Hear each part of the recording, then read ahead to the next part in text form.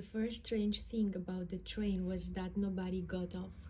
I noticed it because I was the only passenger waiting on the platform. It was 11:48 on the Tuesday night, and the station was almost completely empty. The departure board said train 11:52 delayed. I was going home after visiting my sister. It had been a long day. I was tired. I wanted my bed. At 11:51 I heard the train approaching.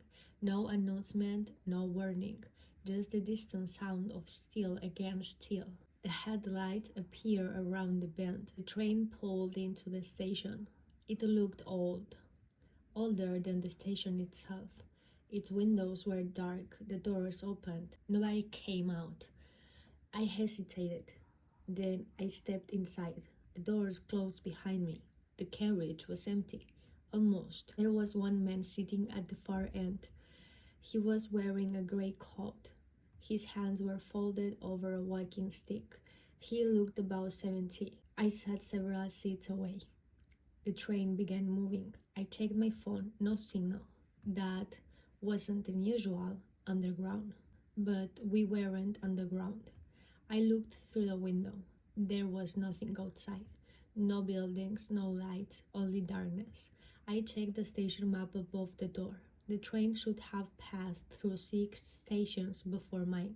Instead, the map showed only one, a station called Morrow. I'd never heard of it. I looked at the old man. "Excuse me," he didn't respond.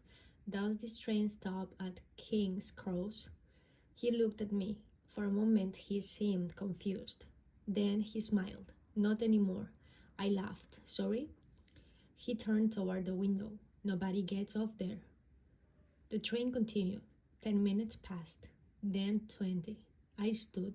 I think I've got on the wrong train. The old man didn't look at me. "You have." I walked toward the doors. There was no handle. I pressed the emergency button. Nothing. I pressed it again. The old man finally looked at me. "Don't." "Why?" "Because it hurts you." I stared at him. "What?" He pointed toward the ceiling. I heard something, a faint scratching sound. Above us, inside the roof. I stepped backward. The scratching stopped. Then came 3 knocks from inside the carriage wall. The old man closed his eyes. "Don't knock back." I sat down. The train continued through the darkness. At 12:31 the lights flickered. For 1 second every seat was occupied. Men, women, children, dozens of passengers, all staring at me. Then the lights came back. The carriage was empty again. I looked at the old man. He was pale. "You saw them?" He nodded. "Who were they?" "Passengers." "Where did they go?" He looked at me. "They didn't." I didn't understand. He leaned closer. "You're sitting in someone's seat." I moved immediately. He smiled. Too late. The train began slowly. A station appeared outside, a platform, a single yellow lamp, a sign read Morrow. The doors opened, cold air filled the carriage. The old man stood. "I'm getting off." "Wait." He looked at me. "You should too." "Where are we?" He smiled sadly. "Somewhere you already know." He stepped onto the platform. I followed. The doors closed behind us. The train disappeared into the tunnel. The station was silent. There was no staff, no ticket machines, no signs, only a bench and the clock. The clock read 11:52, the same time I had boarded. The old man sat down. "You can wait here." "For what?" "The next train." "How long?" He looked at the clock. "Until you remember." I was beginning to think I was dreaming. Then I noticed the wall. There were hundreds of names carved into it. Some had dates, some didn't. I walked closer. I recognized one, my sister's name. I touched it. The old man stood. "Don't." I pulled my hand away. "What is this place?" He looked at me. "A station, obviously." "No." He pointed toward the track. "It's where the train brings people who aren't supposed to arrive." I stared at him. "What does that mean?" He didn't answer. Instead, he asked, "Do you remember leaving your sister's house?" "Yes." What happened? I got in my car. Then I drove here. No, he shook his head. You didn't. I felt something tightened in my chest. I took the train. From where? I opened my mouth. Nothing came out. I couldn't remember. The old man smiled. That's the problem. The station lights flickered. For a moment I saw people standing along the platform, hundreds of them, waiting, every one of them facing the tracks. Then the lights returned. Nobody was there. I looked at the old man. Who are they? People who forgot. Forgot what? How they died.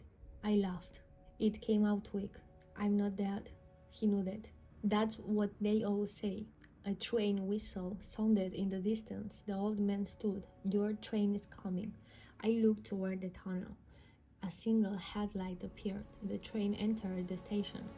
It was the same train. The doors opened, but this time there were people inside. Every seat was occupied. They were all staring at me. I recognized some of them. The woman who lived across the street from me, my old school teacher, a man I'd seen on the news years ago, people I had never met. And then I saw my sister. She was sitting beside the window. I ran toward the carriage. The old man grabbed my arm. Don't. That's my sister. No. He looked at me. Your sister is alive. I stared through the glass. She was crying. She raised her hand, pressed it against the window. Her lips moved. I couldn't hear her, but I understood. She said, "Come home." I pulled away from the old man. The train doors opened. I stepped inside. My sister stood. Daniel, I almost cried. What happened? She shook her head. You weren't supposed to take the train. I don't understand. You missed it. Missed what? She looked at the old man through the doorway. Her face changed. You were supposed to die at 11:52. I looked at the clock, 11:52, the same time every time my sister whispered, but you didn't. The old man stepped into the carriage. Everyone became silent. He looked at me. You weren't supposed to wake up. My sister grabbed my hand. What does he mean?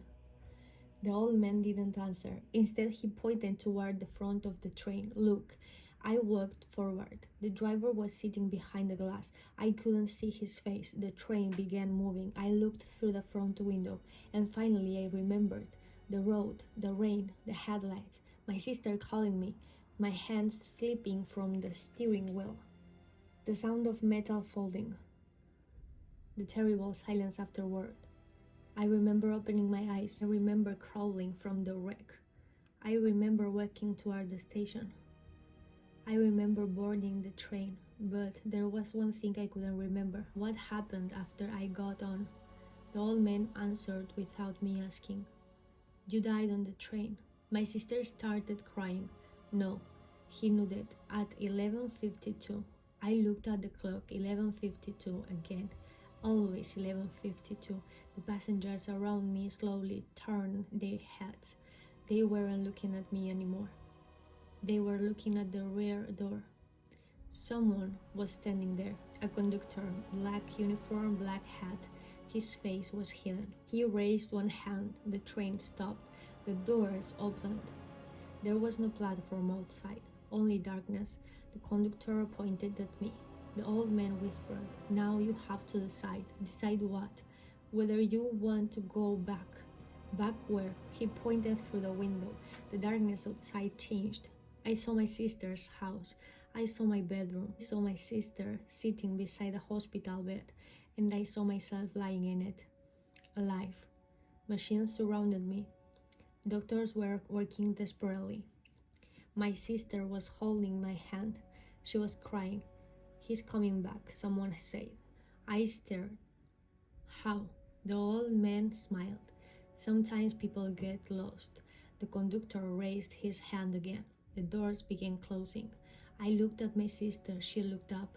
For a moment our eyes met. She couldn't see me, but somehow she smiled. Then she whispered, Come home. I stepped toward the door. The old man grabbed my shoulder. Be careful. Why?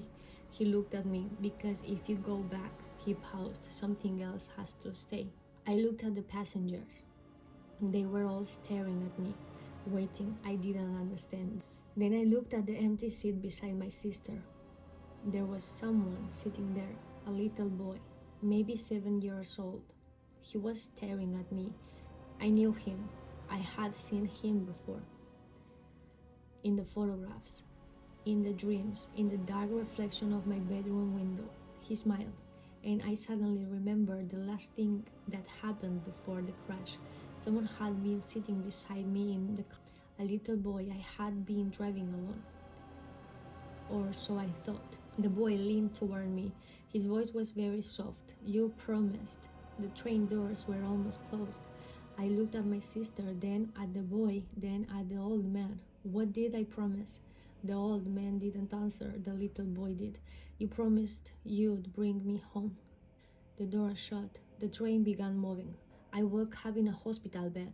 My sister was asleep beside me. Machines beeped around me. A nurse shouted for the door. People ran into the room. Everyone was smiling. I had survived.